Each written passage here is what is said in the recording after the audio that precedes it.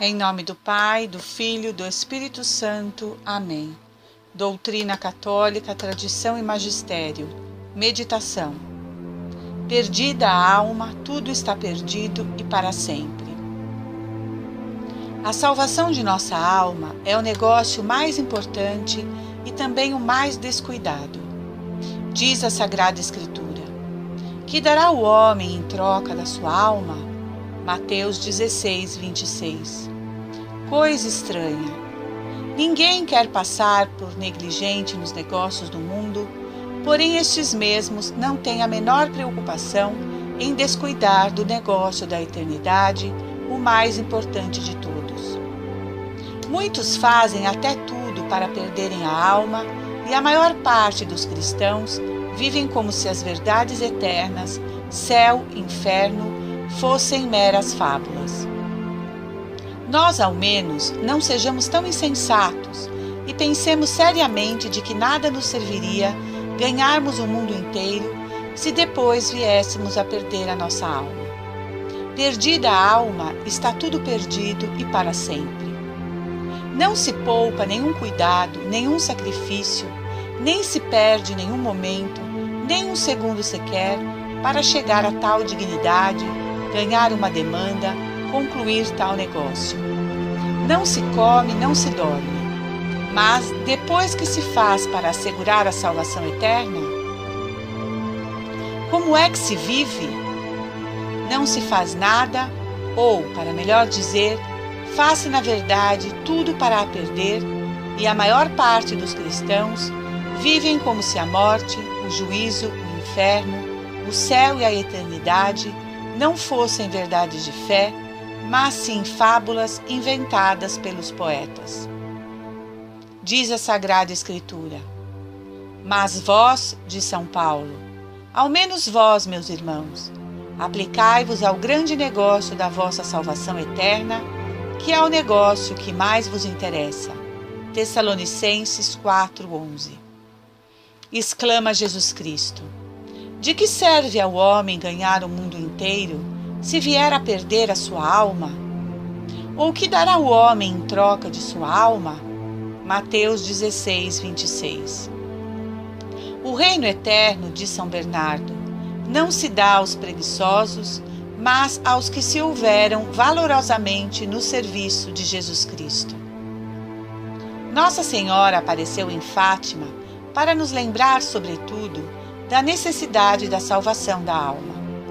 Por isso ela recomendou com insistência aos 3 pastorinhos de rezar e fazer penitência pela conversão dos pecadores. Muitas almas vão para o inferno porque não há quem reze e se sacrifique por elas. São Bernardo dizia: todo o tempo que não usamos para Deus é perdido. A morte assusta os pecadores, que sabem que da primeira morte, do estado de pecado, passarão à segunda, que é a eterna. A morte é, porém, o consolo das almas boas, que, confiadas nos merecimentos de Jesus Cristo, têm indícios suficientes para estarem moralmente certas de se achar na graça de Deus.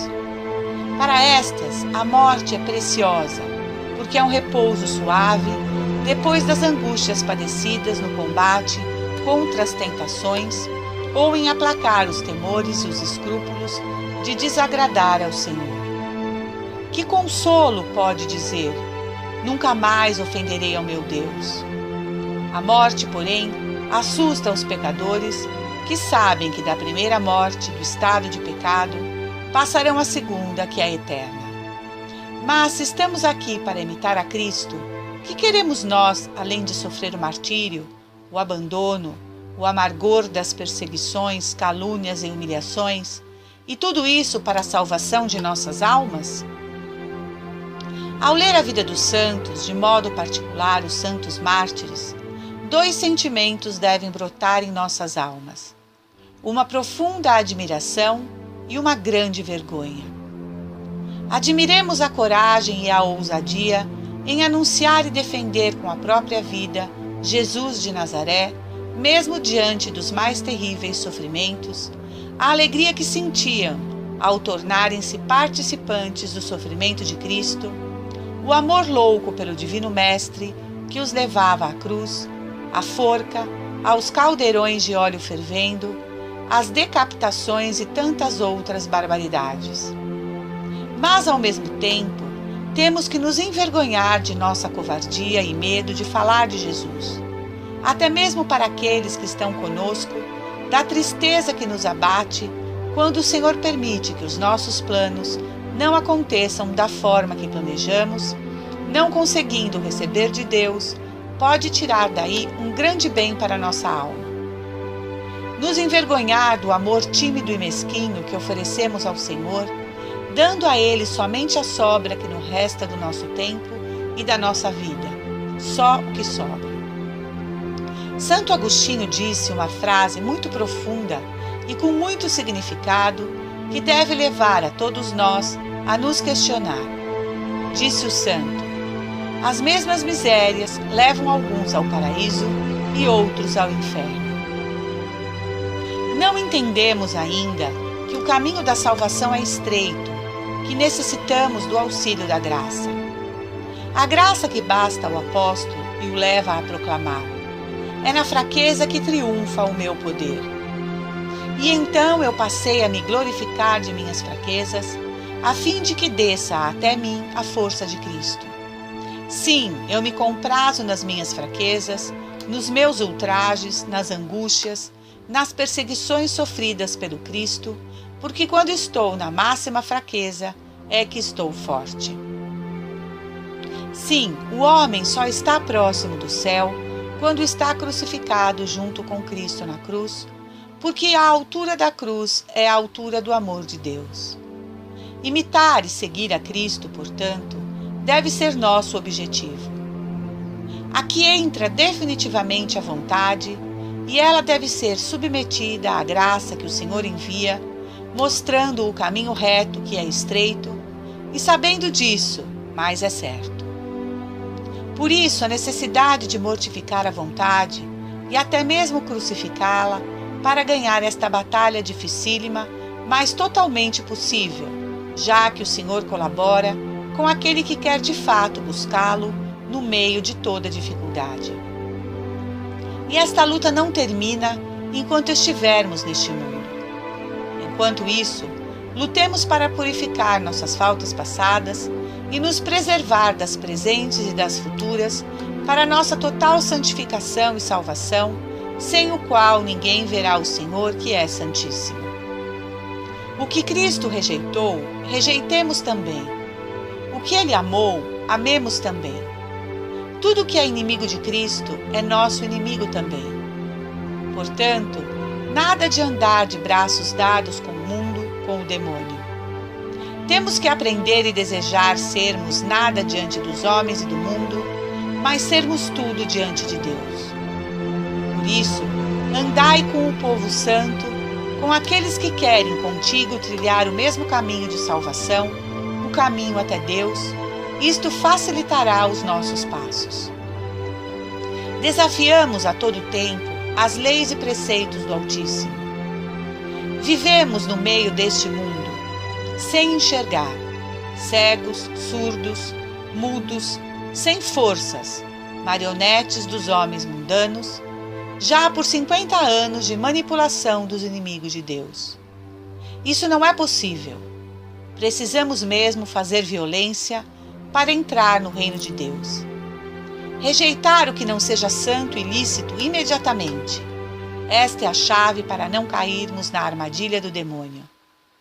Impotentes que somos diante de tal situação, só podemos olhar para a Virgem Maria, para seu coração imaculado, e suplicar a ela que nos proteja contra toda influência do maligno, que nos dê a mão, que nos acolha em seu coração. É preciso fincar o pé, recusar ser arrastado como um cordeirinho para a destruição de nossa fé, de nosso espírito. É preciso ler, estudar, conhecer a verdade objetiva e clara de Deus, sua verdadeira doutrina, seus verdadeiros ensinamentos. É preciso amar, mas amar na ordem da caridade, ou seja, amar como Deus nos ordena, praticando seus mandamentos. É preciso combater pelo bem de nossa alma, mas não combatemos. Não combatemos adequadamente porque nos últimos 50 anos não nos foi ensinada a nossa verdadeira fé católica, sobretudo na profundidade necessária para enfrentar esses graves males de nosso tempo. É uma falência completa da catequese.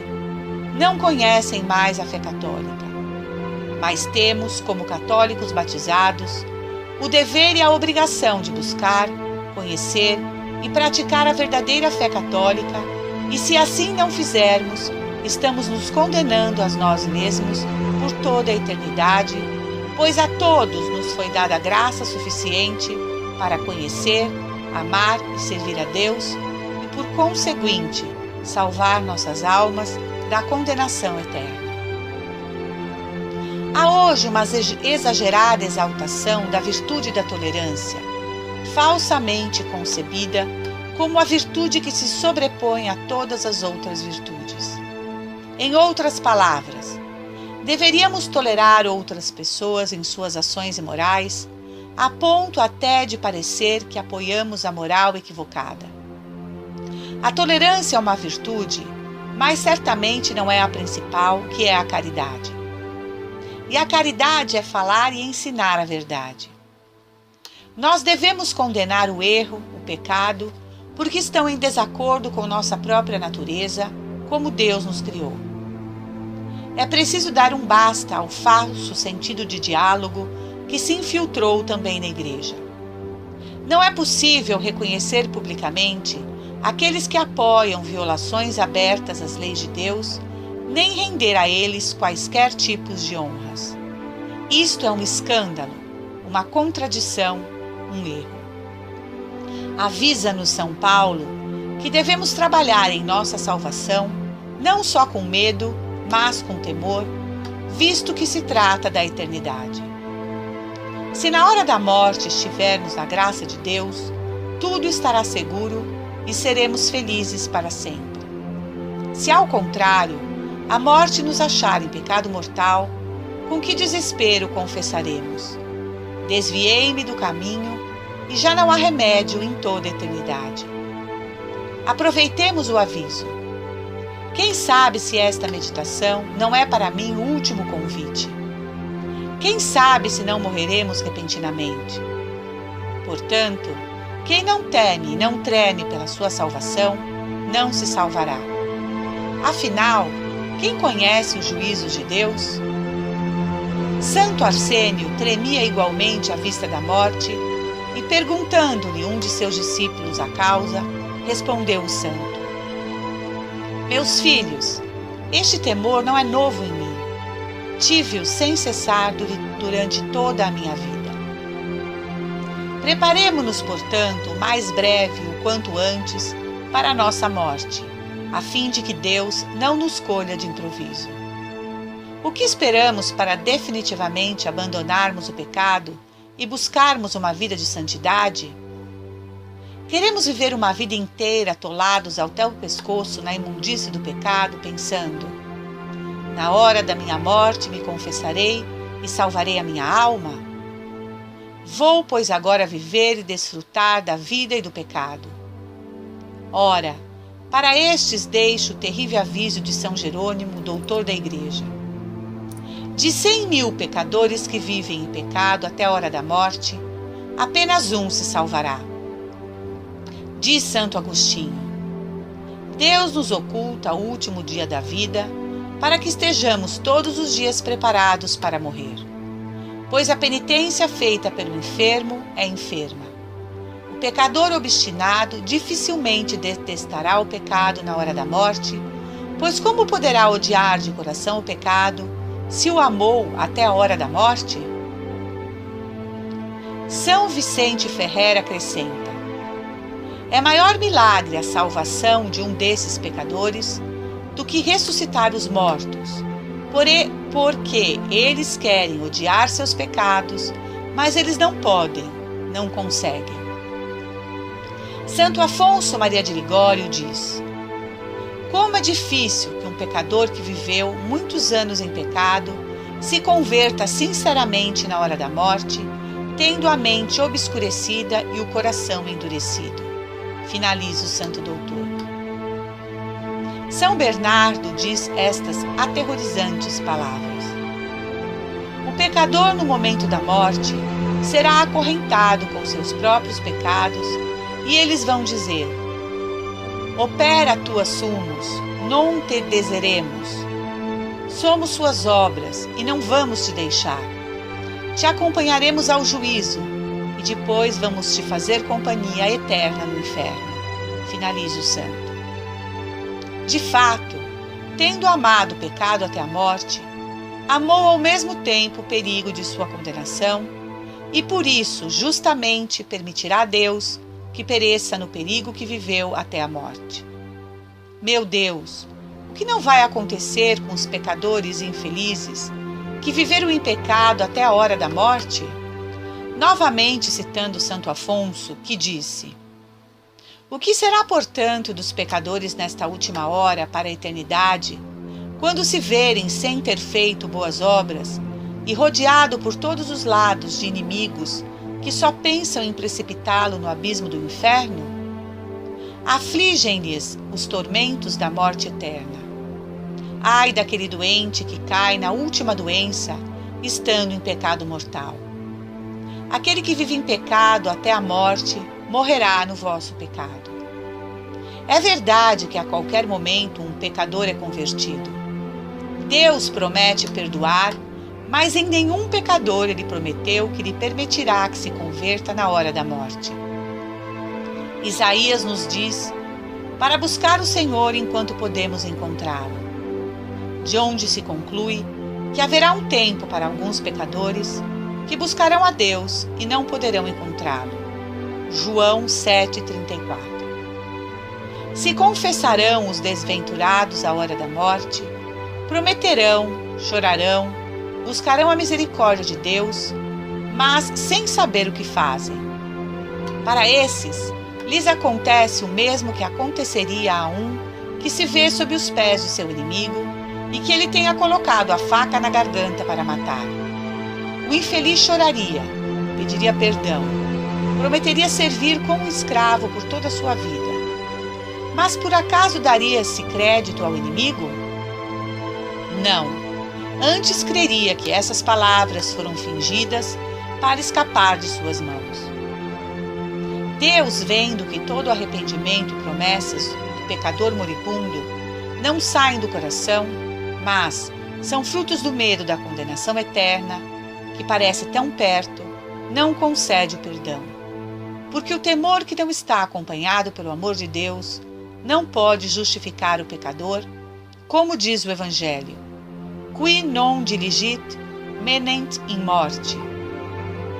O padre que ajuda os moribundos faz a recomendação da alma e implora ao Senhor dizendo: reconhece, ó Senhor, esta sua criatura.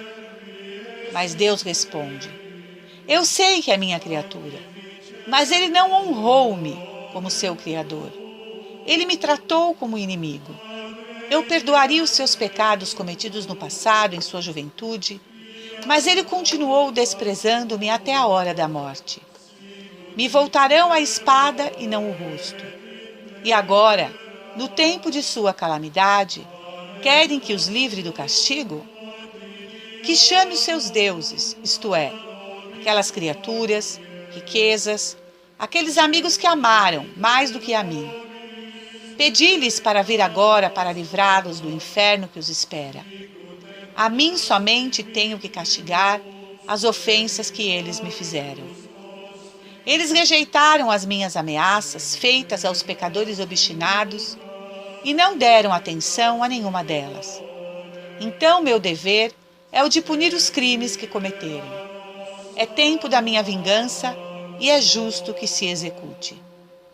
Fonte: Santo Afonso Maria de Ligório, sermão no 9º domingo depois de Pentecostes.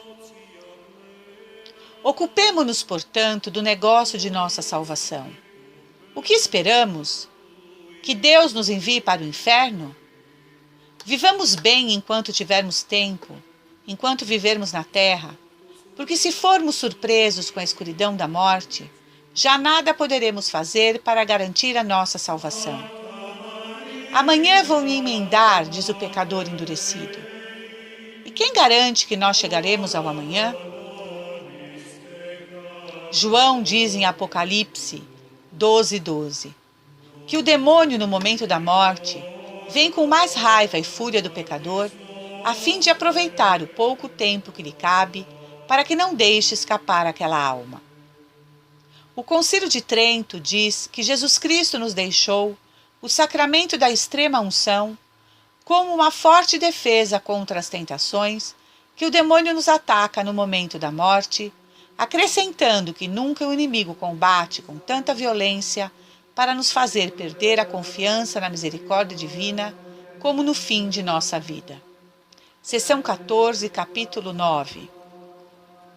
Por isso, não deixemos nossa conversão para o último minuto e lembremos sempre dos ensinamentos acima, nos deixado pelos santos. E gritemos isso aos quatro cantos. Não podemos nos calar, ficar mudos diante do erro. Não podemos ver uma alma indo a passos largos na direção do inferno e com nosso silêncio sermos omissos e cúmplices desta condenação.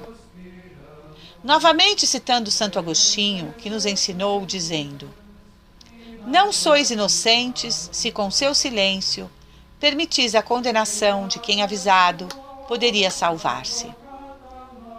Vamos nos corrigir, não amanhã, mas hoje, agora, pois não sabemos o dia, nem o momento de nossa morte, e precisamos e devemos buscar incessantemente nossa salvação. E se queremos morrer bem, devemos viver bem. São Pedro Crisólogo, um grande santo, com o dom da pregação, como instrumento do Espírito para a conversão de pagãos, hereges e cristãos indiferentes. O santo nasceu em Imola, na Itália, no ano de 380, e aproveitou sua vida gastando-se totalmente pelo Evangelho, a ponto de ser reconhecido pela Igreja como doutor. Isso se deu em 1729 pelo Papa Bento XIII. Diante da morte do bispo de Ravenna, o escolhido para substituí-lo foi Pedro, que neste tempo vivia num convento, aonde queria oferecer-se como vítima no silêncio. Mas os planos do Senhor eram outros e fizeram dele bispo.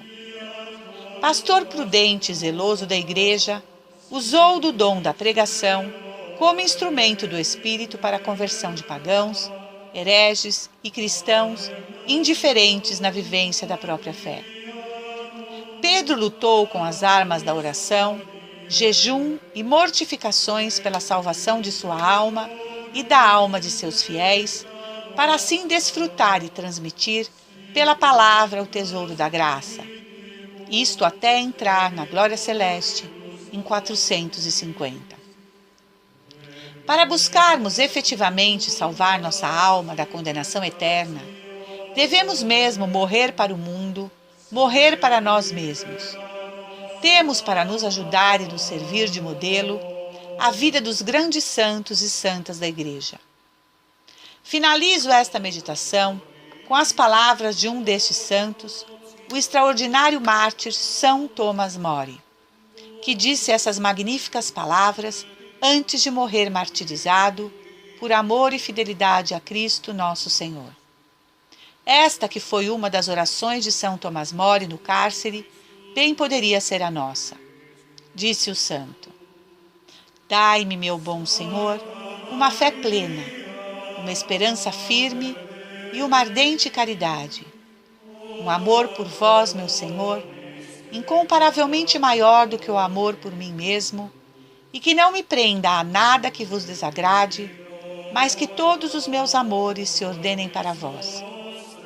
Dai-me, meu Senhor, um desejo de estar convosco, não para evitar as calamidades deste pobre mundo, nem para evitar as penas do purgatório, nem sequer as do inferno, ou para alcançar as alegrias do céu, ou em consideração ao meu próprio proveito, mas simplesmente por autêntico amor a vós. Fonte Tomás More, um homem só, Cartas desde a Torre. Madrid, 1989, página 125. Louvado seja nosso Senhor Jesus Cristo. Salve Maria, viva Cristo Rei. Senhor, dai-nos a fortaleza dos mártires. Em nome do Pai, do Filho e do Espírito Santo. Amém.